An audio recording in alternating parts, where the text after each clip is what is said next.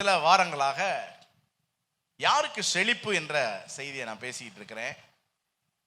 உண்மையிலேயே சபை குறித்த ஒரு பெரிய பாரம் உண்டு. நம்முடைய வாழ்க்கை ஆசீர்வதிக்கப்பட வேண்டும். அநேகருடைய வாழ்க்கையில ஒரு செழிப்பு இல்லை. ஆவிக்குரிய ஜீவியத்திலும் ஒரு வறட்சி காணப்படுகிறது, குடும்பத்திலும் ஒரு வறட்சி, பொருளாதாரத்தில் ஒரு வறட்சி, முகத்திலையும் ஒரு வறட்சி. முகமாவது கொஞ்சம் கலையா செழிப்பா ஒரு ஃபேர் அண்ட் லவ்லியை போட்டு தலைக்கு ஏதாவது ஒலிவை எண்ணெயை தேய்ச்சி அப்படின்னு பார்த்தா அதுவும் இல்லை. முகத்திலையும் ஒரு ஏமாற்றம், ஒரு விரக்தி, அப்படியெல்லாம் சிலர் இருக்கிறதுனால ரொம்ப பாரத்தோட இந்த நாட்களில் கர்த்தர் நம்முடைய வாழ்க்கையை செழிப்பாக்கும்படி ஜெபித்து உங்களுக்கு செய்திகளை ஆயத்தம் பண்ணி கொண்டு வந்து பேசி கொண்டிருக்கிறேன். இந்த வருடத்தில் கர்த்தர் நம்மை ஆயத்தப்படுத்தி வரப்போகிற வருடத்தில் நம்மை செழிப்பாக்க வேண்டும். 2024 நம்ம சரீரத்திலையும் ஆத்மாவிலையும் குடும்பத்திலையும் பொருளாதாரத்திலையும் ஊழியத்திலையும் எல்லாத்துலேயும் நாம் செழிப்பா இருக்க வேண்டும். சரி, அப்ப கேட்கிற நீங்க ஒரு விசுவாசத்தோட என்ன செய்யணும்? கேட்கணும். பழைய ஏற்பாட்டு விசுவாசிகள் இஸ்ரவேல் ஜனங்களை பற்றி வேதத்துல இப்படியாக சொல்லி இருக்கிறது, நமக்கு சுவிசேஷம் அறிவிக்கப்பட்டது போல அவர்களுக்கும் சுவிசேஷம் அறிவிக்கப்பட்டது. ஆனால் கேட்டவர்கள் விசுவாசத்தோட என்ன செய்யல? கேட்கல. அது மாதிரி செய்திய நம்பிக்கையோட கேட்கணும். இந்த செய்தி எனக்கு தான், என்னையத்தான் ஆண்டவர் செழிப்பாக்க விரும்பி பேசுறாரு, நிச்சயமா இந்த வார்த்தை என்னை செழிப்பாக்கும், இதுல இருந்து ஆண்டவர் என் கூட சில ஆலோசனைகளை சொல்ல போறாரு அப்படின்னு ஒரு விசுவாசத்துல ஒரு எதிர்பார்ப்புல நம்ம தேவனுடைய சமூகத்திலே காணப்பட வேண்டும். ஆமா, இது மாதிரி எத்தனை செய்தி கேட்டிருக்கோம் அப்படின்னு என்ன செய்யக்கூடாது? அவிசுவாசம் ரொம்ப மோசமான நோய், கொரோனாவை விட மோசமான நோய். அவிசுவாசம் தான் இருதய கடினத்தை உண்டு பண்ணும். நீங்க பேசுங்க பாஸ்டர், எவ்வளவு நேரம்னாலும் பேசுங்க பாஸ்டர், எத்தனை வருஷம் நம்ம செய்தி கேட்கிறோம் அப்படின்னு நம்ம என்ன செய்யக்கூடாது? ஸ்டபனா இருக்கக்கூடாது. இன்னைக்கு ஒரு அற்புதம் நடக்கும், இன்னைக்கு ஒரு மாற்றம் வரும், இன்னைக்கு நம்முடைய வாழ்க்கையில ஒரு ஆசீர்வாதமான மழை பெய்யும். ஒரு எதிர்பார்ப்போடு நம்ம ஆண்டவருடைய சமூகத்தில் விசுவாசத்தோடு நாம் காத்திருக்கும் போது நிச்சயமாகவே நம்முடைய வாழ்க்கை செழிப்பாக மாறும். அதனால ஒரு நிமிடம் கண்ணை மூடி, ஆண்டவரே கேட்க போற அந்த செய்திக்கு ஒரு விசுவாசத்தை எனக்கு தாங்கன்னு சொல்லி ஆண்டவர்கிட்ட கேளுங்க பார்க்கலாம். ஏன்னா விசுவாசம் இல்லாம நம்ம கேட்டோம்னா செய்தி பிரயோஜனமே கிடையாது, நம்ம ஆசீர்வதிக்கப்பட முடியாது. தேவன் நம்மை ஆசீர்வதிக்க விரும்புகிறார், ஆனா வேதம் சொல்லுங்க அவருடைய அவிசுவாசத்தை நிமித்தம் அவர்களை தேவன் ஆசீர்வதிக்க முடியலன்னு பைபிள்ல போட்டிருக்கு. நம்ம வாழ்க்கையிலையும் அவிசுவாசம் இருந்தா நம்ம ஆசீர்வதிக்கப்பட முடியாது. ஆமேன். கேளுங்க, ஆண்டவரே எனக்குள்ள விசுவாசத்தை தாங்க. இந்த நாள்ல நீங்க என் கூட பேச போறீங்க, இன்னைக்கு என்னைய தொட போறீங்க, இன்னைக்கு என் வாழ்க்கை மாற போகுது, இன்னைக்கு என் வாழ்க்கையில ஒரு செழிப்பு வரப்போகுது, இன்னைக்கு என் வாழ்க்கையில ஒரு வசந்தம் வீச போகுது, இன்னைக்கு என் வாழ்க்கையில ஒரு தென்றல் வீச போகுது, இன்னைக்கு ஒரு கீழ்காற்றை என் வாழ்க்கையில அனுப்பி பொருளாதார ஆசீர்வாதத்தை என் வாழ்க்கையில நிரப்ப போறீங்க. ஆண்டவரே நாங்கள் விசுவாசிக்கிறோம், நீர் எங்களை நேசிக்கிறீர், இது ஏதோ தற்செயலான நேரம் அல்ல, தேவன் எங்களை ஆசீர்வதிக்கும்படி ஏற்படுத்தின நேரம் என்பதை நாங்கள் விசுவாசிக்க கத்த கிருபை செய்யும். இயேசுவின் நாமத்தில் ஜெபிக்கிறோம், ஜீவனுள்ள நல்ல பிதாவே. முதல் செய்தியில கர்த்தருடைய ஆலயத்துல நாட்டப்பட்டவர்கள் செழித்திருப்பார்கள் என்று சொன்னேன். நம்முடைய வாழ்க்கைக்கும் ஆலயத்துக்கும் ஊழியத்துக்கும் ஊழியக்காரர்களுக்கும் ரொம்ப நெருங்கின தொடர்பு உண்டு. தொடர்பு வேணும், அப்பதான் நீங்க செழிப்பாக இருக்க முடியும். ஏதோ ஞாயிற்றுக்கிழமை சும்மா சபைக்கு வந்து போகிற விசுவாசியா மட்டும் இருந்தீங்கன்னா உங்களுக்கு இந்த ஆவிக்குரிய செழிப்பு இருக்காது. இரண்டாவது செய்தியில போன வாரம் கர்த்தரை நம்புகிறவர்கள் செழிப்பார்கள் என்று சொல்லி யோபுவினுடைய வாழ்க்கையை உங்களுக்கு நான் அடையாளமாய் காட்டினேன். எப்படி நம்ம கர்த்தரை நம்பணும்னு யோபுவின் வாழ்க்கையில இருந்து 5 சத்தியங்களை நாம் பார்த்தோம். அப்படிப்பட்ட ஒரு ஸ்ட்ராங் ஃபெய்த், ஆண்டவர் மேல அசைக்க முடியாத நம்பிக்கை இருந்தால் நிச்சயம் நம்முடைய வாழ்க்கை என்ன செய்யும்? செழிக்கும். இன்றைக்கு ஒரு மனிதனை உங்களுக்கு நான் காண்பிக்க விரும்புகிறேன். அவருடைய வாழ்க்கையிலிருந்து சில விஷயங்களை நாம் தியானிக்க போகிறோம். ஆதியாகமம் 26வது அதிகாரம் 12வது வசனம். ஈசாக்கு அந்த தேசத்தில் விதை விதைத்தான். கர்த்தர் அவனை ஆசீர்வதித்ததினால் அந்த வருஷத்தில் 100 மடங்கு பலன் அடைந்தான். அவன் ஐஸ்வர்யவானாகி வர வர விருத்தி அடைந்து மகா பெரியவனானான். இந்த வசனத்துல உங்க பேரை போட்டு ஒரு தீர்க்க தரிசனமா அல்லது ஒரு தரிசனமா இந்த வசனத்தை வாசித்து பாருங்க, பார்க்கலாம்.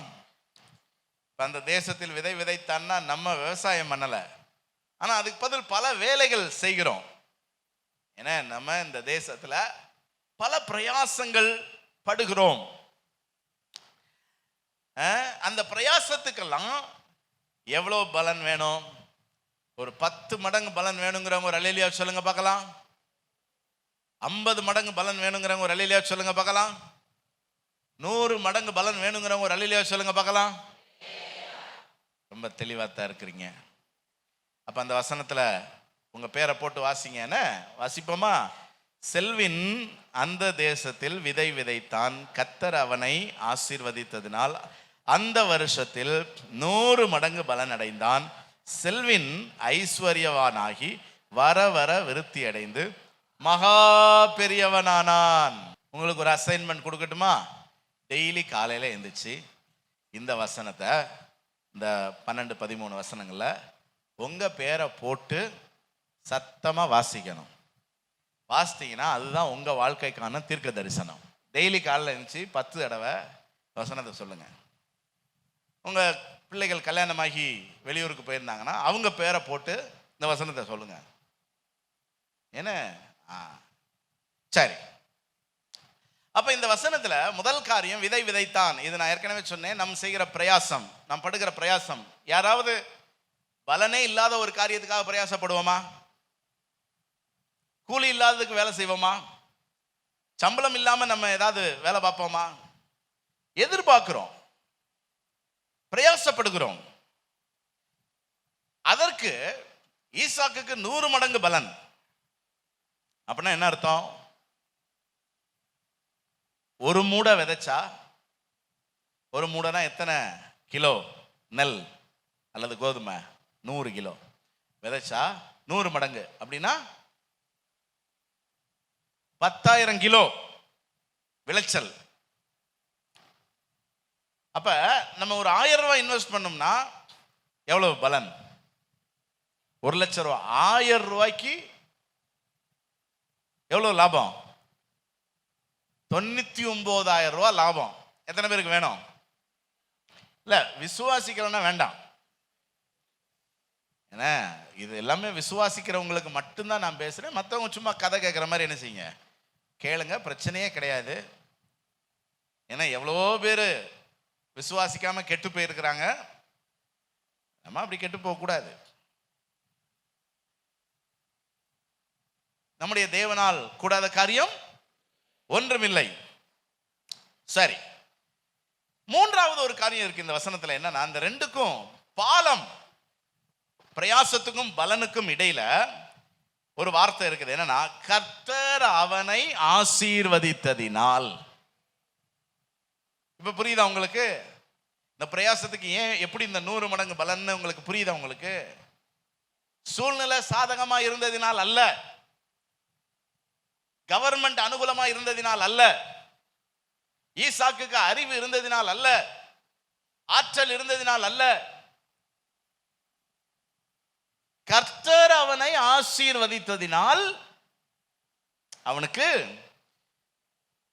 அவன் ஐஸ்வர்யவானாகி வர வர விருத்தி அடைந்து மகா பெரியவனானான். ஆசீர்வாதம் என்றால் என்ன? ஏற்கனவே ஒரு நாள் நான் உங்களுக்கு பேசி இருக்கிறேன். ஆசீர்வாதம் என்றால் என்ன? வெற்றிக்கான தேவ தயவு. வெற்றிக்காக அல்லது நம்முடைய காரியம் வாய்ப்பதற்காக தேவனுடைய ஆதரவு இருக்கு. பார்த்தீங்களா?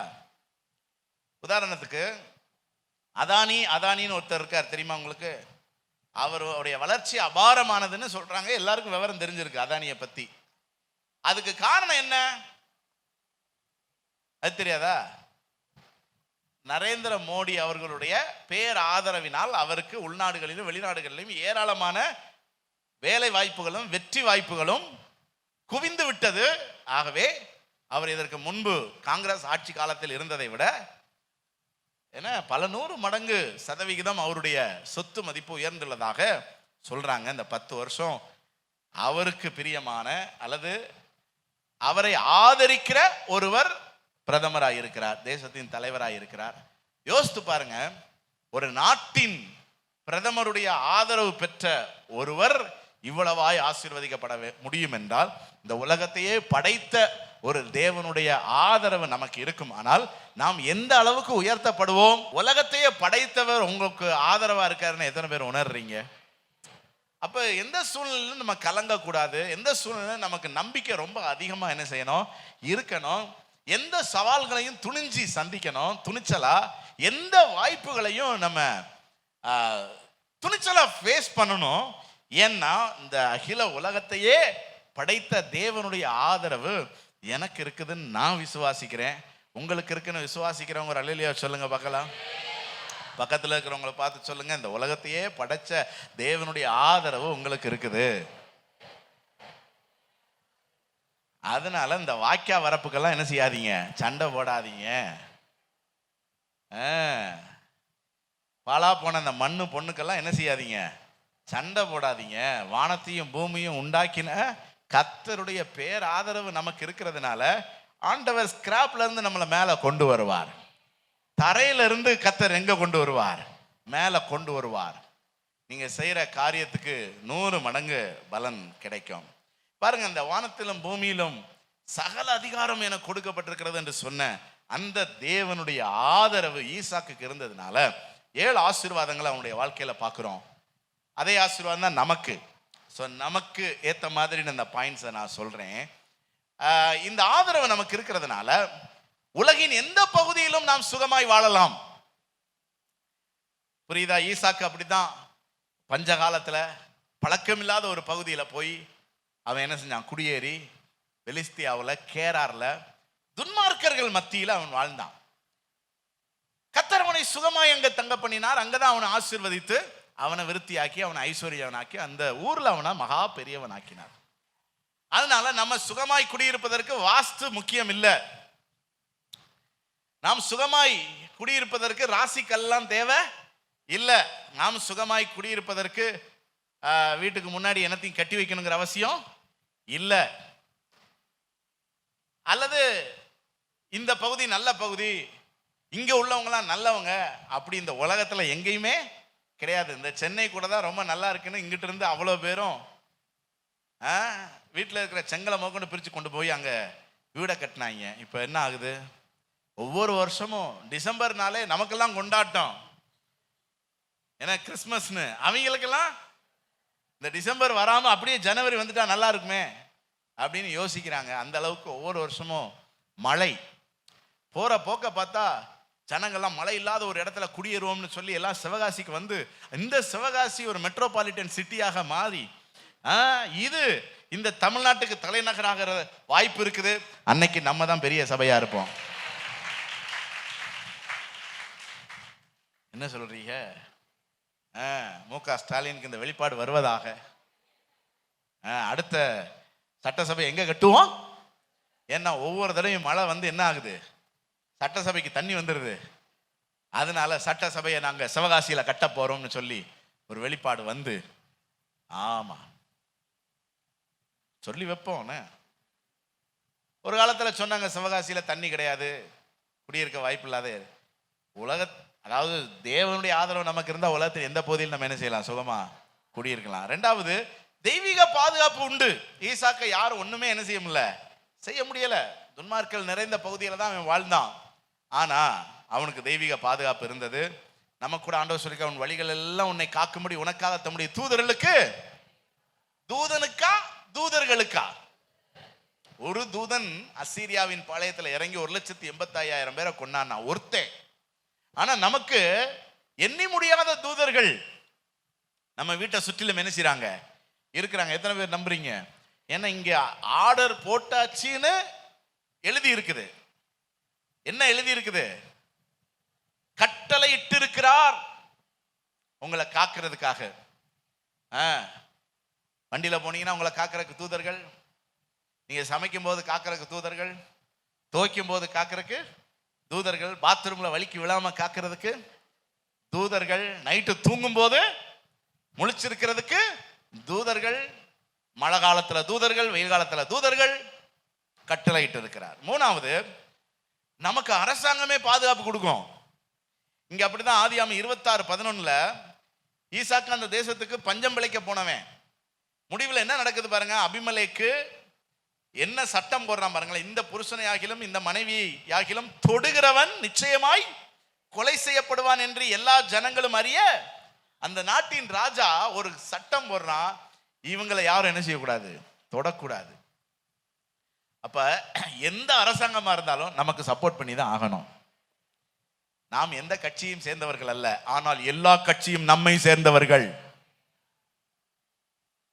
ஏன்னா அப்படிதான் பைபிள் சொல்லுது. ஏன்னா நமக்கு யாருடைய ஆதரவு இருக்குது, கர்த்தருடைய ஆதரவு இருக்கிறதுனால எல்லா கட்சியும் நம்ம ஆதரவை தேடி என்ன செய்வாங்க, வருவாங்க. நீங்க நம்பல, இன்னும் 2 மாசத்துல வருவாங்க பாருங்க.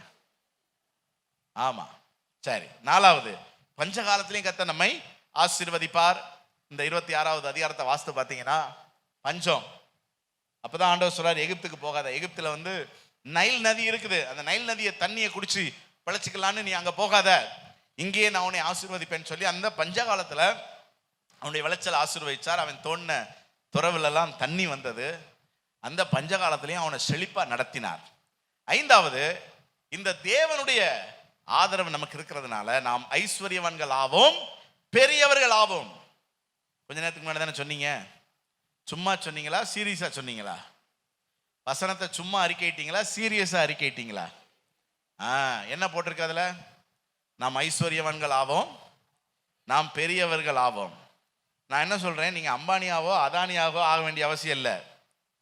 நம்ம மதிப்பு கூடணும். நாளுக்கு நாள் நம்ம ஏரியால நம்மளை பார்த்து வணக்கம் போடணும்.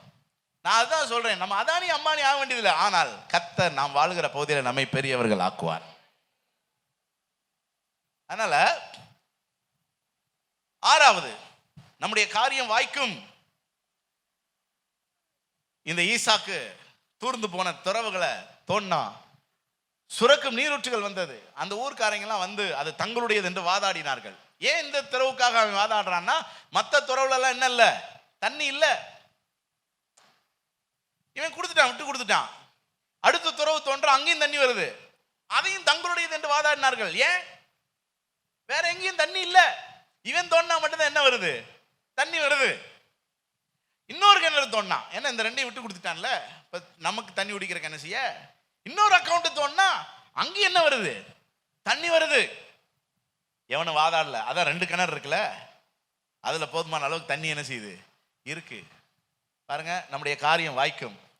நம்முடைய காரியம் வாய்த்தால் நாமும் நல்லா இருப்போம், நம்மளை சுத்தி இருக்கிறவங்க நல்லா இருப்பான். நான் சொல்ல எத்தனை பேருக்கு புரியுது? ஆமா, பேதுருவுக்கு மீன் இல்ல, ஆண்டவர் அவனுக்கு மீன் பிடிக்க உதவி செஞ்சாரு.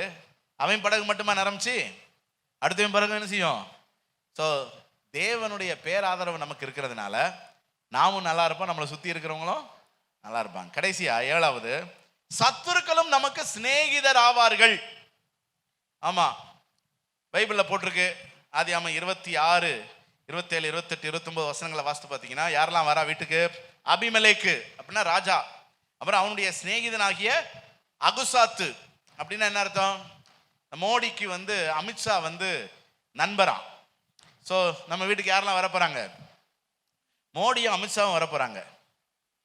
அப்புறம் சேனாதிபதியாகிய பிகோல் அப்படின்னா டிஃபென்ஸ் மினிஸ்டர்னு அர்த்தம், ராஜ்நாத் சிங். ஸோ 3 பேர் வரப்போறாங்க நம்ம சபைக்கு.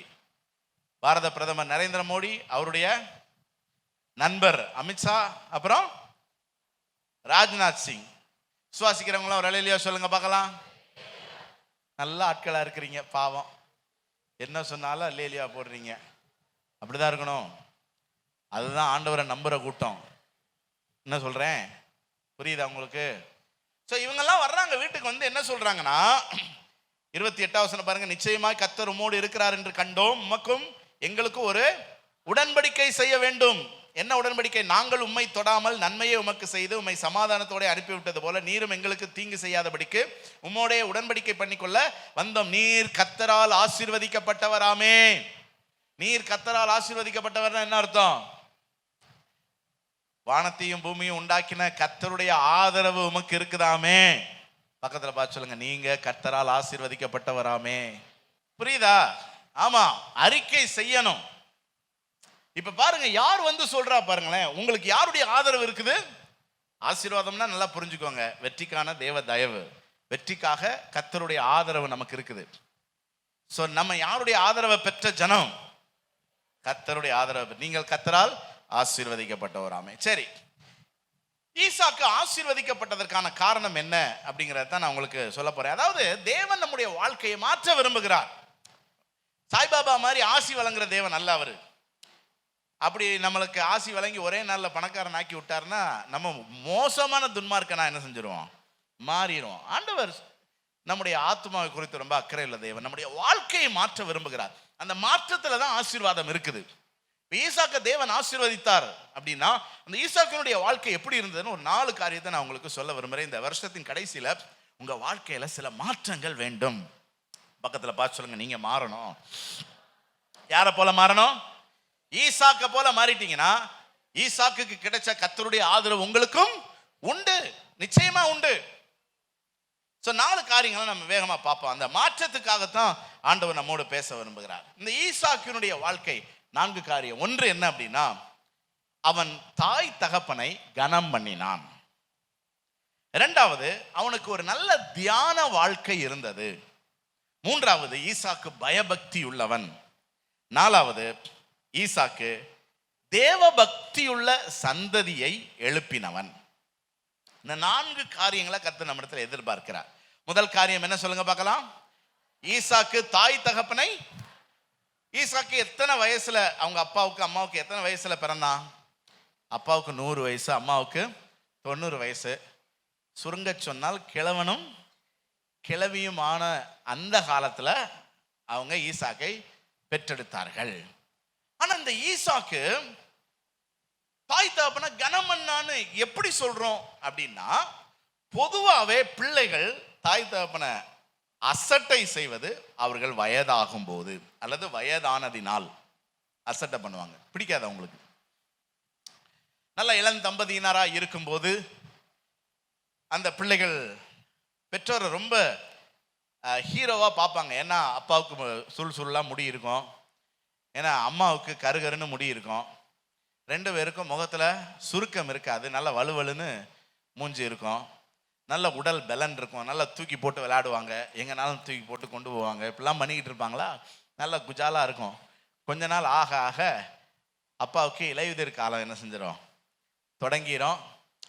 அப்புறம் சில இலைகள் காய்ந்து போகும், சில இலைகள் உதிர்ந்து போகும். அப்புறம் அம்மாவுக்கு வந்து சகாரா பாலைவனம் என்ன செஞ்சிடும்? முகத்துல வர ஆரம்பிச்சிடும். அந்த அம்மாவும் பியூட்டி பார்லரில் போய் என்னென்னமோ பண்ணி பார்க்கும். அது பண்ண பண்ண இன்னும் மோசமாகிட்டே என்ன செய்யும்?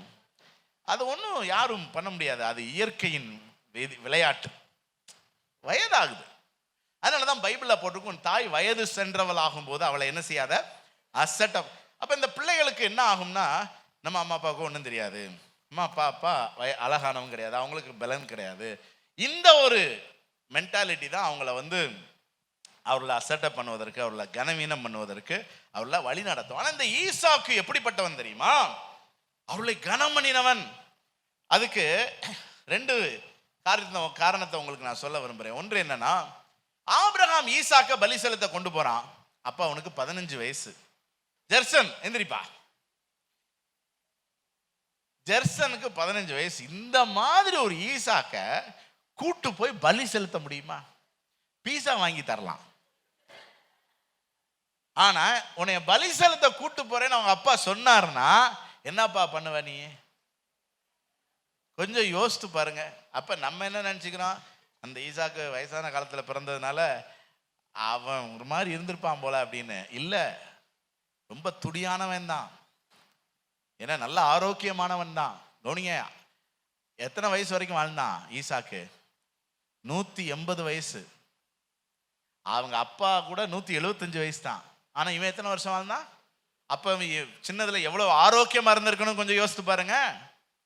அப்ப இந்த வயசுல உட்காருப்பா, ஆபிரகாம் அவனை கூட்டு போய் பலி செலுத்த போறான். தகப்பனுக்கு தன்னை ஒப்பு கொடுத்தான். அர்ப்பணித்தான், தகப்பனை மதித்தான், தகப்பனுக்கு கீழ்ப்படிந்தான். இல்லாட்டினா இப்ப இவன் நிறைய 4-5 பேரை கூட்டு போய் இவன் கைய கால பிடினா சொன்னா, இவங்க 2 பேர் தான் என்ன செய்யறாங்க, பலி செலுத்த போறாங்க. போகும்போதே அவன் கேட்கிறான், பலிக்கான ஆடு எங்க? நீ தான் ஆடுன்னு சொன்ன உடனே அவன் என்ன செஞ்சுக்கிட்டான், படுனா படுக்கிறான், கத்தி எடுத்து வெட்ட போறான். கிட்டத்தட்ட பிதாவின் சித்தத்துக்கு இயேசு ஒப்பு கொடுத்த அந்த அடையாளத்தை நம்ம அங்க பார்க்கலாம். ஏன்னா பிதா ஜெபம் பண்றாருல, ஆண்டவரே எனக்கு இந்த சிலுவை மரணம் எனக்கு வேண்டாம், உங்க பேச்சை கேட்டு நான் இந்த பூமிக்கு வந்தேன், இப்படி சாகணுமா நானு? என்னை இந்த உலகத்தை ஆளுகிறதற்கான சிங்காசனத்துல உயர்த்தி அழகு பார்ப்பீங்கன்னு பார்த்தா இப்படி சிலுவையில அடிச்சு தொங்க விடுவேன்னு நீங்க எனக்கு சொல்றீங்களே, இந்த பாத்திரம் என்னை விட்டு நீங்க கூடுமானால் ஆகிலும் என் சித்தத்தின்படி அல்ல, நான் அந்த சிலுவையில தான் மரிக்கணுங்கிறது உங்க சித்தமானா உங்க சித்தத்துக்கு என்ன செய்றேன்? இயேசுவ வலுக்கட்டாயமா பிடிச்சு இழுத்துட்டு போனாங்களா அல்லது இயேசு ஒப்பு கொடுத்தாரா? அப்ப ஈசாக்க வலுக்கட்டாயமா பிடிச்சு அமுக்கி கட்டி ஒன்னும் பலி செலுத்தல, ஈசாக்கு தன்னை ஒப்பு கொடுத்தான். ஏன்னா ஈசாக்கு இயேசுவுக்கு அடையாளமா இருக்கிறான். அப்ப இது ஒரு நல்ல. ரெண்டாவது, அவனுடைய வாழ்க்கையில் அவன் தாய கனம் பண்ணாங்கிறதுக்கு என்ன இதுன்னு பார்த்தீங்கன்னா, 37 வயசுல அவங்க அம்மா சாகுறாங்க. 40 வயசுல அவனுக்கு கல்யாணம். ரெபேக்கால் வர்ற வரைக்கும் அவன் தன் தாய்க்காக துக்கம் கொண்டு இருந்தானா 3 வருஷம். எந்த வயசுல? 40 வயசுல. இன்னைக்கு 14 வயசுலயே போய் தொலையட்டும் அப்படின்னு நினைக்கிற உலகம் இந்த அம்மாவோட மைண்ட் வாய்ஸ் என்ன கேக்குது, சொல்லுங்க. உங்க இந்த அம்மாவோட தொல்லையா இருக்கு, இந்த பெற்றோரோட நேரமா தொண தொண தொண. கொஞ்சம் யோசித்து பாருங்க, அந்த வயசான பாட்டி எவ்வளவு தொண தொணன்னு இருந்திருக்குன்னு கொஞ்சம் யோசித்து பாருங்க. ஆனா 37 வயசுல அம்மா இறந்தப்ப அவ்வளவு அவனுக்கு துக்கம். 3 வருஷம் அதே துக்கத்திலே இருந்தான். தண்ணி அடிக்க போல, கேர்ள் ஃப்ரெண்டை கூட்டிட்டு போல. நான் சொல்றது புரியுதா? அந்த துக்கத்திலேயே இருக்கிறான். இப்ப யோசித்து பாருங்க, அந்த தாய்க்கு அவனுடைய இருதயத்தில் அவன் கொடுத்த அந்த ஸ்தானம் எல்லாமே அவனுக்கு கம்ஃபர்டபுளா இருந்துச்சுன்னு சொல்லலை. இன்னைக்கு நம்ம அப்படிதான் சொல்றோம், நமக்கு ஒரு நல்ல அம்மா அப்பா இருந்தா நம்ம என்ன கீழ்ப்படிய மாட்டோமா அப்படின்னு நம்ம நினைக்கிறோம். இந்த உலகத்துல எந்த அம்மா அப்பாவும் நல்ல அம்மா அப்பா. நான் என்ன சொல்ல வரேன்னா, குறை உள்ளவர்கள் எல்லாருமே யாருதான்? குறை உள்ளவர் தான். இன்னொன்னு என்னன்னா, பிள்ளைகளுடைய மனநிலைக்கு பெற்றோருடைய மனநிலைக்கு பெரிய வித்தியாசம் உண்டு. நம்ம நினைக்கிற மாதிரி எல்லாம் பெற்றோர் இருக்க மாட்டாங்க. நம்ம இஷ்டத்துக்கெல்லாம் பெற்றோர் இணங்க மாட்டார்கள். ஆனாலும் பெற்றோரை நம்ம என்ன செய்யணும்? சொல்லுங்க சத்தமா. வேதம் அப்படிதான் சொல்லுது. உபாகமம் 5:16 உன் நாட்கள் நீடித்திருப்பதற்கும் நீ நன்றாயிருப்பதற்கும் தேவன் உனக்கு கட்டளையிட்டபடியே உன் தகப்பனையும் தாயையும். பாருங்க, இதுல லாஜிக்லாம் நீங்க தேட முடியாது. புரியுதா உங்களுக்கு? தியரிலாம் இதுல கிடையாது, கமாண்ட்மெண்ட் தான். கமாண்ட்மெண்ட் தான். தாய் எப்படி இருந்தாலும் சரி, தகப்பன் எப்படி இருந்தாலும் சரி, நீ எப்படி இருக்கணும்? உன்னுடைய கிரியைகளுக்கு தான் ஆண்டவர் பலன். உன்னுடைய கிரியைகள் எப்படி இருக்கணும்? தாய் தகப்பனை கனம் பண்ணணும். அப்பதான் நீ நன்றா இருக்க முடியும் அப்படின்னு ஆண்டவர் ரொம்ப தெளிவா என்ன செய்யறாரு, சொல்றாரு. சோ எல்லா பெற்றோரையும் நம்ம கனம் பண்ணணும். குறிப்பா உங்க பெற்றோர் தேவ பக்தி உள்ளவர்கள் என்றால் நீங்க கூடுதலா கனம் பண்ணணும். நான் சொல்றது எத்தனை பேருக்கு புரியுது? உங்க பெற்றோர் ரட்சிக்கப்பட்டவங்க, உங்க பெற்றோர் சபைக்கு வர்றவங்க, உங்க பெற்றோர் ஜெபிக்கிறவங்க, உங்க பெற்றோர் தேவனுக்கு பயந்தவங்கன்னா நீங்க என்ன செய்யணும்? ரொம்ப கூடுதலா. ஏன் அப்படின்னா, ஒரு வசனத்துல ஆண்டவர் சொல்றாரு 26-24 நான் உன் தகப்பனாகிய ஆபிரகாமுடைய தேவன், பயப்படாதே, நான் உன்னோட கூட இருந்து என் ஊழியக்காரனாகிய ஆபிரகாமின் நிமித்தம் உன்னை, சொல்லுங்க, உங்க அப்பா ரட்சிக்கப்பட்டிருந்தா கரங்குளத்து ஒரு அலையிலையா சொல்லுங்க பார்க்கலாம். அப்படின்னா உங்களுக்கு ஆன ஆசீர்வாதம் எல்லாம் யார் மூலமா உங்களுக்கு வருது? உங்கள் தகப்பனாகிய உங்க அப்பா மூலமா. ஆபிரகாமின் நிமித்தம் உன்னை ஆசீர்வதிக்கிறேன்னு ஈசாக்கிட்ட சொன்னார் கர்த்தர். அப்போ உங்க பெற்றோர் தேவபக்தி உள்ளவர்கள்னா நீங்க அவங்களுக்கு ரொம்ப கூடுதலா என்ன செய்யணும்?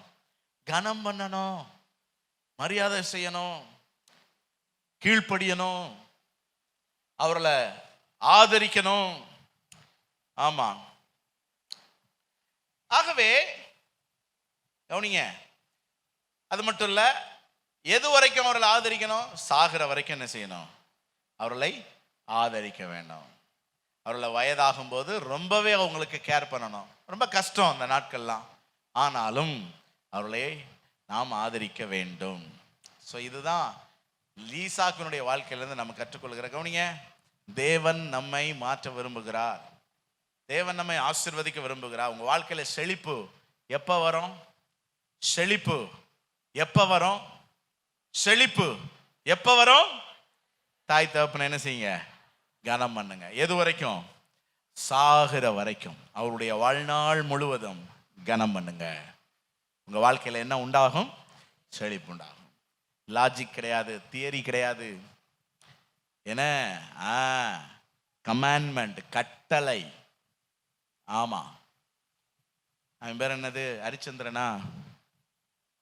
பெற்றோரை கூடையில வச்சு கூட்டு போவான்ல, ஹரிச்சந்திரனா ராமச்சந்திரனா? எல்லாரும் என்னையே மாதிரி தானா? அப்படி ஒரு கதை ஒண்ணு படிச்சோமா இல்லையா இங்கிலீஷ்ல?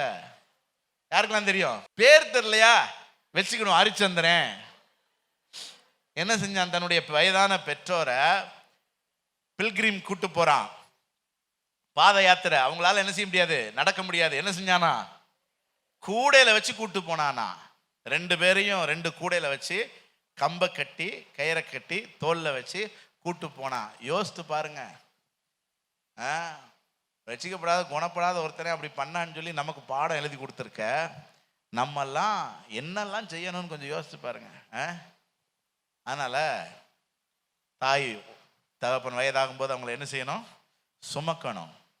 சரியா? ஓகே. 2வது, தியான வாழ்க்கை. ஈசாக்கினுடைய வாழ்க்கை ஆசீர்வதிக்கப்படுவதற்கான காரணம் என்னன்னா, ஆதியாகமம் 24:63 ஈசாக்கு சாயங்கால வேளையில் தியானம் பண்ண வெளியிலே போயிருந்து தன் கண்களை ஏறெடுத்து பார்த்தபோது ஒட்டகங்கள் வர கண்டான். சோ சூழ்நிலை என்ன? இவனுக்கு பொண்ணு வாக்க பாஸ்டர் மெட்ராஸ்க்கு போயிருக்கிறார். எங்க போய் பொண்ணு பார்க்க போயிருக்கிறார்? சீமையில போய் பொண்ணை கூட்டிட்டு வர போயிருக்கிறார்.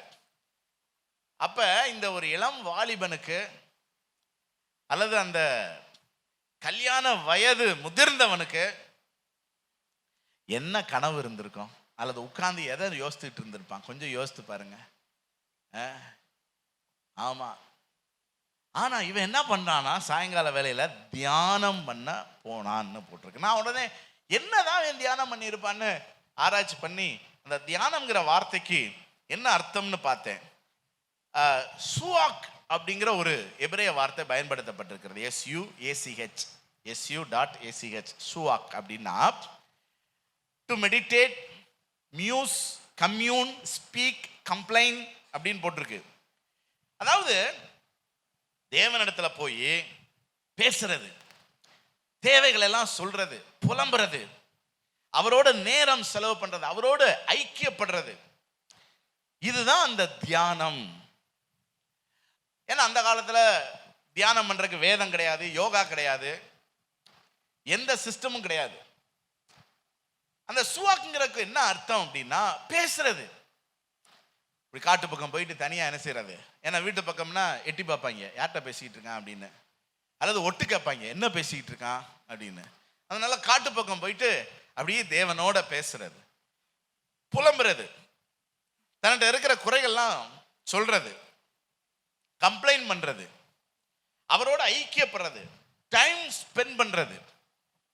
இது ரொம்ப முக்கியம். இந்த வருஷத்தின் இறுதியில இந்த பழக்கத்துக்கு நம்மள ஒப்பு கொடுக்கணும். தினந்தோறும் குறைந்தது 1 மணி நேரம், நோ காம்ப்ரமைஸ், குறைந்தது 1 மணி நேரம் சாப்பிட்றதுக்கு எவ்வளோ நேரம் செலவு பண்ணுறோம், தூங்குறதுக்கு எவ்வளோ மணி நேரம் செலவு பண்ணுறோம், என்டர்டைனிங்க்கு எவ்வளோ மணி நேரம் செலவு பண்ணுறோம், வேலைக்கு எவ்வளோ மணி நேரம் செலவு பண்ணுறோம், நண்பர்களோடு உரையாடுவதற்கு எவ்வளோ மணி நேரம் செலவு பண்ணுறோம்.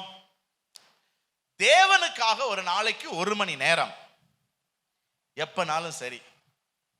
ஆனா அதை ஒரு ரெகுலர் பண்ணணும். இந்த டைம் நீங்க யாரோட பேசுகிற நேரம்? தேவனோடு பேசுகிற நேரம். இன்னைக்கு நமக்கு நிறைய சோர்சஸ் இருக்குது. பாட்டு இருக்குது, பாடலாம். வசனம் இருக்குது, வாசிக்கலாம். அந்நிய பாஷையில அப்படியே ஜெபம் பண்ணலாம். எல்லாத்துக்கும் மேல எல்லாத்தையும் கத்தட்ட என்ன செய்யணும்? சொல்லணும். வேதத்துல ஒரு நல்ல வசனம் இருக்கு. எப்தா மிஸ்பாவிலே தேவனிடத்தில் தன்னுடைய காரியங்களை எல்லாம் சொன்னான். நீங்க உங்க காரியத்தை எல்லாம் ஆண்டவர்கிட்ட சொல்ற பழக்கம் இருக்குதா? சிலிண்டர் காலியா போச்சு ஆண்டவரே, 15 வச்சா 4 நாள் கழிச்சு தான் வாரான், சாக்கடெல்லாம் வரமாட்டிக்கிறாங்க ஆண்டவரே, நாத்தம் தாங்க முடியலை, கொசுவெல்லாம் உற்பத்தியாகி வெளியே வந்து கொங்கு டெங்குன்னு என்னென்னத்தையோ பரப்பிக்கிட்டு இருக்குது ஆண்டவரே, இந்த பக்கத்து வீட்டு ஆளை கொஞ்சம் ஆஃப் பண்ணுங்க, முடியலை, தாங்க முடியலை, சும்மா நம்மளையே நோண்டுது ஆண்டவரே, இந்த வீட்டுக்காரர் இன்னைக்கு நல்ல ஆவியில வரணும் ஆண்டவரே, ஆண்டவரே இன்னைக்கு இந்த குழம்புல போட்ட முருங்கைக்காய் முத்தனை முருங்கைக்காய், ஆனாலும் அது என்ன செய்யணும்? வேகணும், சாப்பிட்றதுக்கு நல்லா இருக்கணும் ஆண்டவரே, வேலைக்கு போகிறேன், எல்லாம் நல்லபடியாக என்ன செய்யணும்? நடக்கணும். ஒருத்தன் பார்வையும் நல்லா இல்லை, எல்லாம் திங்கிற மாதிரி தான் என்ன செய்கிறான்? பார்க்குறான். ஏதோ உங்கள் தயவில் எவன் கண்ணு என் மேலே என்ன செய்யக்கூடாது? படக்கூடாது. எல்லாத்தையும் யார்கிட்ட சொல்லுங்க? கத்தட்ட சொல்லுங்க. அவரு கூட ஒரு மணி நேரம் நீங்க செலவு பண்ணுங்க. நீங்களும் ஆண்டவரும் பேசுங்க. கவனிங்க, நமக்கு உலக சரித்திரத்திலேயே எடுத்த உடனே ஒரு தேவன் யார் எப்படிப்பட்டவர்ங்கிறதுக்கு எக்ஸாம்பிள் ஆண்டவர் சொல்லிட்டார்.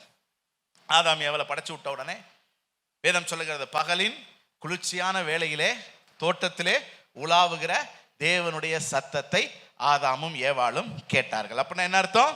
தினந்தோறும் மனிதனோடு உறவாட விரும்புகிற தேவன். தினந்தோறும் தினந்தோறும் எழுதி வச்சுக்கோங்க. தினந்தோறும் நீங்க சாப்பிட்ற மாதிரி, தினந்தோறும் தூங்குற மாதிரி, தினந்தோறும் நீங்க பல்வளக்கிற மாதிரி, தினந்தோறும் உங்களோடு பேச விரும்புகிற தேவன்.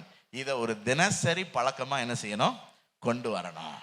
குறைஞ்சது 1 மணி நேரம் எல்லாத்தையும் வச்சுக்கோங்க. குடும்ப ஜபத்தை இதுல சேர்த்துக்கோங்க, தனி ஜபத்தை சேர்த்துக்கோங்க, வேத வாசிப்பு, பாட்டு பாடுறது, எல்லாத்தையும் சேர்த்து குறைஞ்சது அதுக்கு மேல உங்களுக்கு எவ்வளவு நாளும் வச்சுக்கோங்க. ஆனா குறைஞ்சது 1 மணி நேரம் ரெகுலர் பிரேயர் டைமிங், தியான வேலை. கவனிங்க, இது ஒரு உறவுங்க. இது ஒரு யோசித்து பாருங்க. இப்ப நம்ம சொல்றோம் வானத்தையும் பூமியும் படைத்த அந்த தேவனுடைய ஆதரவு அப்படின்னு நம்ம சொல்றோம். ஆனா ஏன் நம்மளால அதை ஏத்துக்கிட முடியல? நம்ம என்ன யோசிக்கிறோம்? அந்த ஆதரவு இருந்தா எப்படி நமக்கு இந்த செமஸ்டர்ல மார்க் வராம போச்சு? அப்படித்தானே யோசிக்கிறோம். கொஞ்சம் யோசிச்சு பாருங்க. அந்த ஆதரவுக்கு நம்ம என்ன பண்ணோம்? இப்ப அமித்ஷா, மோடி, எப்படி அவர்களுக்கு ஆதரவு வந்தது? அவர்கள் 2 பேரும் யாரு? அமித்ஷாவுக்கு மோடி யார்? நண்பர்கள். அதானிக்கு மோடி யார்? நண்பர்கள். உங்களுக்கு தேவன் யார்? எத்தனை நாளாச்சு நீங்க பேசி? வேதம் சொல்லுகிறது, ஆபிரகாம் தேவனுடைய சிநேகிதன் எனப்பட்டான். நீங்க ஆண்டவருக்கு யாரா இருக்கணும்? ஃப்ரெண்டா இருக்கணும். அப்படியே ஆண்டவர்கிட்ட பேசி பேசி பேசி பேசி ஃப்ரெண்டா ஆயிட்டீங்கன்னா உங்களுக்காக அவர் இறங்கி வருவார், என்ன வேணாலும் செய்வார். அப்படிதான் தாவீது ஆண்டவருக்கு ஃப்ரெண்ட் ஆனா. கோலியாத்தை வீழ்த்தணும்னு வரும்போது கர்த்தர் இறங்கி வந்துட்டார்ல. இவன் தூக்கி போட்டது கல்லு, ஆண்டவர் புடதிலிருந்து ஒரு தள்ளு. புரியுதா உங்களுக்கு? சோ நம்ம சார்பா கர்த்தர் ஏதாவது செய்யணும்னா அவர் நமக்கு யாரா இருக்கணும்? ஃப்ரெண்டா இருக்கணும். அதனால ஒரு நல்ல தீர்மானம் பண்ணுங்க. இந்த வருஷத்தின் கடைசியில ஏதோ ஒரு 1 மணி நேரம் காலையிலையோ மத்தியானமோ ராத்திரியோ, அந்த டைம் வேற எந்த டிஸ்டர்பன்ஸும் இருக்கக்கூடாது. அந்த டைமை நீங்க மிஸ் பண்ணவும் கூடாது. அது நீங்களும் தேவனும் பேசுகிற நேரம், உரையாடுகிற நேரம். அந்த நேரம் நீங்க ஆண்டவரோட ஒரு நண்பனா உறவாடுகிற நேரம். சரி, மூன்றாவது பயபக்தி. ஆதியாகமம் 31:42 ஈசாக்கின் பயபக்திக்குரியவர் அப்படின்னு ஒரு வார்த்தையை பார்க்கிறோம். ஈசாக்கின் பயபக்திக்குரியவர். அதாவது ஈசாக்கு ரொம்ப ஆண்டவர் மேல பயபக்தியா இருந்தான் அப்படிங்கிறது சரியான வார்த்தை கிடையாது. ஈசாக்கு ஆண்டவருக்கு பயந்திருந்தான், அதுதான் சரியான வார்த்தை. ஆங்கிலத்தில் அப்படிதான் போட்டிருக்கு, the fear of Isaac. the fear of Isaac. அந்த ஃபியர்ங்கிற வார்த்தைக்கு எபிரேய வார்த்தை என்னன்னா பாக்காட். பாக்காட் அப்படின்னா என்னன்னா பயப்படுகிற ஒருவர் அல்லது பயப்படுகிற ஒரு பொருள். இப்ப பேய கண்டா பயப்படுவோம்ல, அந்த மாதிரி ஒரு பயம். சொல்றது புரியுதா உங்களுக்கு? ஆண்டவர் மேல என்னது சொல்லுங்க. இன்னைக்கு இந்த பயபக்திங்கிற வார்த்தை ரொம்ப தவறாக மக்கள் மத்தியில் பயன்படுத்தப்படுகிறது. அந்த பிசாசு நம்ம தேவனுக்கு நேரடியா பயப்படணும் அப்படிங்கிற அந்த சத்தியத்தை திருகி விட்டுறான். நம்ம பயப்பட வேண்டியதில்லை, ஏன்னா அவர் நமக்கு தகப்பன் அப்படின்னு திருகி விட்டு அவர் டேடி, அவர் செல்லம், அன்பே, உயிரே இப்படியெல்லாம் கொஞ்சம் வச்சு அவர் மேல இருக்கிற அந்த பயத்தை என்ன செஞ்சிடறான். சொல்ல புரியுதா உங்களுக்கு? ஆனா வேதத்துல ஈசாக்கின் பயபக்திக்குரியவருங்கிற அந்த ஸ்டேட்மெண்ட்டுக்கு நேரடியான அர்த்தம் என்னன்னா, எப்படி ஒருத்தன் அது மாதிரி தேவன்னா என்ன வேணும்? ஒரு பயம் வேணும். பக்கத்துல பயம் இருக்குதான்னு கேளுங்க. யாருக்கு பயம் வேணும்? என்ன ஒரு கொடுமைனா, பாஸ்டருக்கு இருக்கிற பயம் கூட யாருக்கு இல்ல. அவர் ஏன்ட்ட சண்டைக்கு வராரு, உனக்கு பயப்படுறாங்கடா, எனக்கு என்ன செய்ய மாட்டேங்கிறாங்க. தேவையில்லாம நம்மளை வம்புக்கள் தூறீங்க பார்த்தீங்களா? எனக்கும் அவருக்கும் பிரச்சனை ஆகுது. பாஸ்டர் வராரா?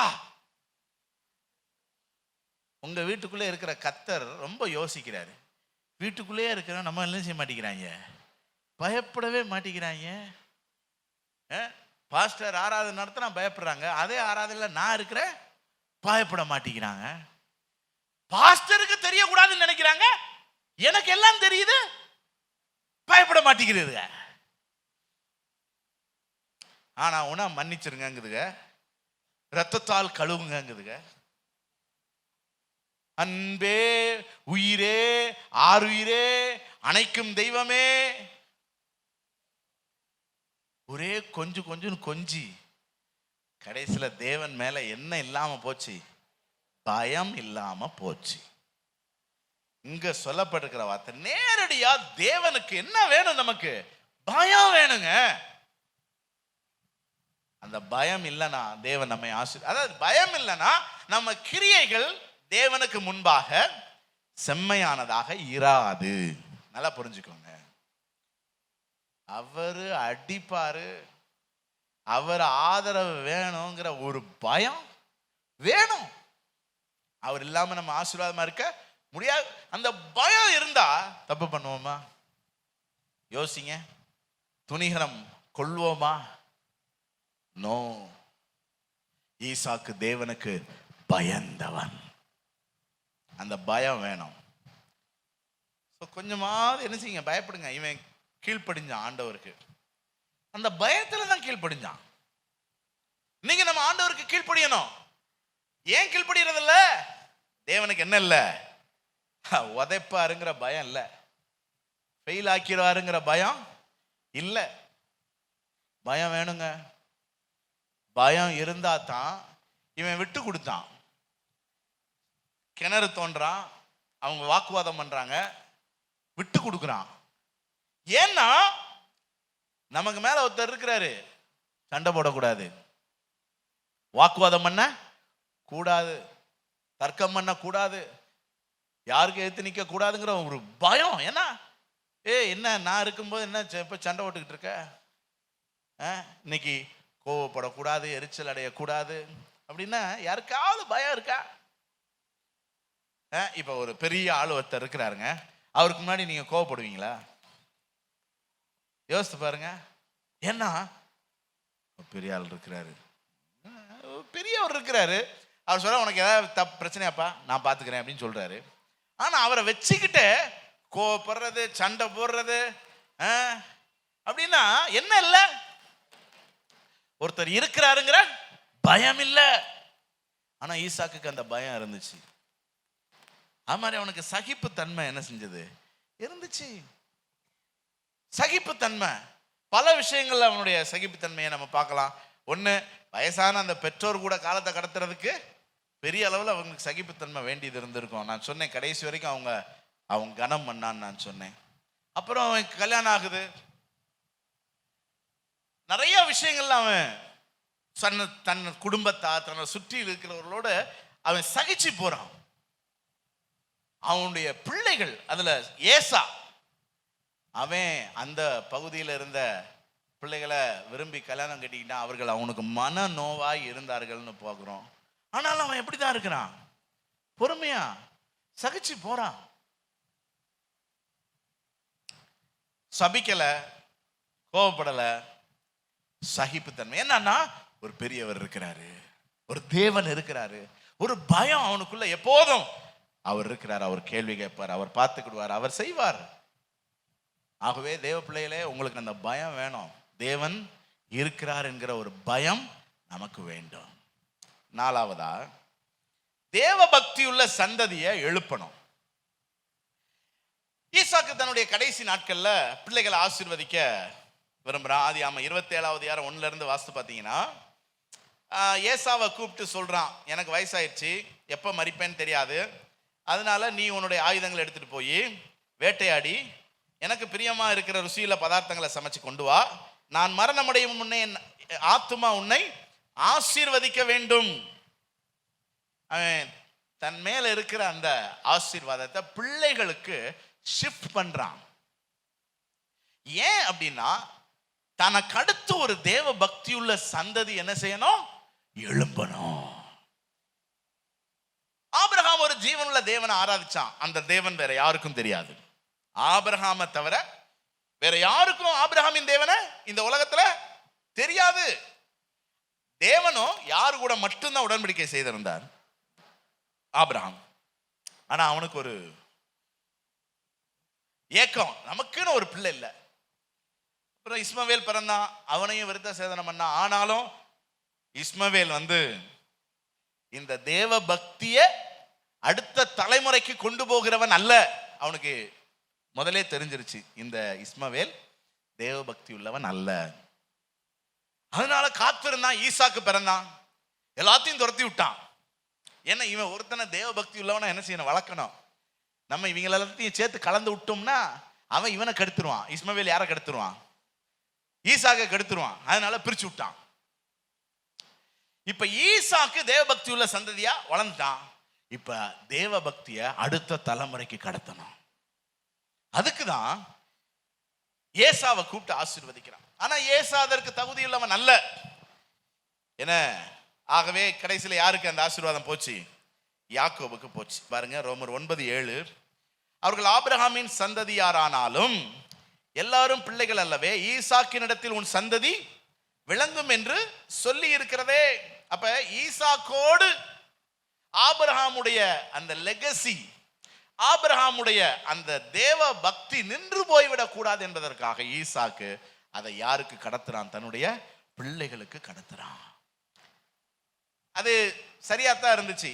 யாக்கோபின் மூலமாக அடுத்து ஒரு 12 கோத்திரங்கள் உண்டாகி அவர்கள் மூலமாக இயேசு பிறந்து, இயேசு மூலமாக இன்னைக்கு நாம் வரைக்கும் தேவ பக்தி உள்ள சந்ததி தொடர்கிறது. இப்ப உங்கள்கிட்ட என்ன கேள்வி அப்படின்னா, உங்களுக்கு அப்புறம் உங்க பிள்ளைகள் கர்மேல் சர்ச்சில் இருப்பாங்களா? உங்களுக்கு அப்புறம் உங்க பிள்ளைகள் தேவனுடைய பிள்ளைகளா இருப்பாங்களா? உங்களுக்கு அப்புறம், உங்க காலத்துக்கு அப்புறம் உங்க சந்ததி தேவனுடைய சந்ததியா இருக்குமா? இதுதான் பெரிய கேள்வி. அதுக்கு நீங்க என்ன பண்றீங்க? உங்க சந்ததி தேவனை சேவிக்காது அப்படின்னா ஆண்டவர் எதுக்கு உங்களை ஆசீர்வதிக்கணும்? கேள்வி தானே. ஆண்டவர் ஈசாக்கு ஆசீர்வதித்தார். ஏன்னா அவனுடைய சந்ததி தேவபக்தியுடைய சந்ததியா எழும்பும். அப்ப இந்த ஆசீர்வாதம் அவங்க பிள்ளைகளுக்கும் வேணும், அவங்க பிள்ளைகளின் பிள்ளைகளுக்கும் வேணும். அதனால பெற்றோரே, உங்க பிள்ளைகளை குறித்து வைராக்கியம் கொள்ளுங்க. உங்க பிள்ளைகளுக்காக உசுர கொடுக்காதீங்க. உங்க பிள்ளைகளுக்காக ஜெபம் பண்ணுங்க. நீங்க உங்க பிள்ளைகளுக்காக திறப்புல நின்று உபவாசம் இருந்து முழங்கால நின்று கண்ணீர் வடிச்சு ஜெபிக்காம உங்க பிள்ளைகளை கொஞ்சி வளர்க்கறது மாதிரி மாய்மாலம் எதுவும் கிடையாது. ஏன்னா நீங்க கொஞ்சி கொஞ்சி உங்க பிள்ளைய நரகத்துல போய் தள்ளுகிற ஒரு கொடூரமான தாய். உங்க பிள்ளைகள் எல்லாருமே மாம்சம்தான். அது என்னுடைய பிள்ளைகளா இருக்கட்டும், உங்களுடைய பிள்ளை, எல்லாரும் மாம்சம்தான். நம்ம எப்படி வாலிப நாட்கள்ல காற்றினால் அடிபட்டு அலைந்தோமோ அது போலதான் நம்ம பிள்ளைகளும் இருக்கும். பெற்றோருடைய பொறுப்பு என்ன? திறப்புல நிக்கணும், கண்ணீர் வடிக்கணும், தேவபக்தியா வாழணும். கண் பார்க்க பிள்ளைகள் கண் பார்க்க ஜெபிக்கணும். வீட்டில் பிள்ளைகள் கண் பார்க்க வேதம் வாசிக்கணும். பிள்ளைகளுக்காக நம்ம தியாகம் பண்ணணும், பிள்ளைகளுக்காக நம்ம பரிசுத்தம் பண்ணணும், பிள்ளைகளுக்காக நம்ம முழங்கால நிக்கணும், பிள்ளைகளுக்காக நம்ம கண்ணீர் வடிக்கணும். நம்ம தலைமுறை கர்த்தருடைய சந்ததியா இருக்கணும். ஆண்டவர் அதான் நம்மகிட்ட எதிர்பார்க்கிறார். எல்லாரும் நம்ம ஒரு காலத்துல இந்த உலகத்தை விட்டு போகத்தான் போறோம். ஆனா நமக்கு அப்புறம் நம்ம பிள்ளைகள் பரிசுத்தத்தை எடுத்துட்டு போனோம், நீதி எடுத்துட்டு போனோம், ஊழியத்தை எடுத்துட்டு போனோம், தேவ ஆசீர்வாதத்தை இந்த உலகத்துக்கு என்ன செய்யணும்? கொண்டு போகணும். இதுல ஒவ்வொரு பெற்றோருக்கும் ஒரு கடமை இருக்குது. ஈசாக்கு அதை செஞ்சு முடிச்சான். அவன் சொல்றான், எப்ப நான் சாவேன்னு எனக்கு தெரியாது, அதனால அதுக்கு முன்னாடி என் ஆத்மா உன்னை ஆசீர்வதிக்கட்டும். சோ தேவ பிள்ளைகளே, ஆண்டவருடைய ஆசீர்வாதம் நமக்காக ஆயத்தம் பண்ணப்பட்டிருக்கு. பக்கத்துல பார்த்து சொல்லுங்க, தேவ ஆசீர்வாதம் உங்களுக்காக ஆயத்தம் பண்ணப்பட்டிருக்கிறது. செழிப்பு உங்களுக்காக ஆயத்தம் பண்ணப்பட்டிருக்கிறது.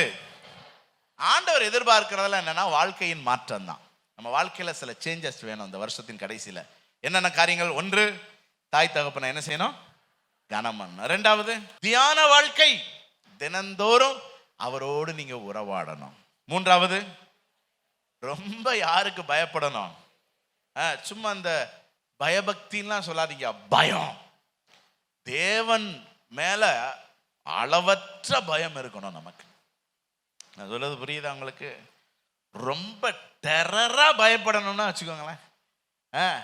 ஆனா பிசாசு அதை குழப்பி விடுவான். நம்முடைய தேவன் பயமுறுத்துகிறவர் இல்லை, பயமுறுத்துகிறவர் தான். அவருக்கு நீங்க பயந்து தான் ஆகணும்.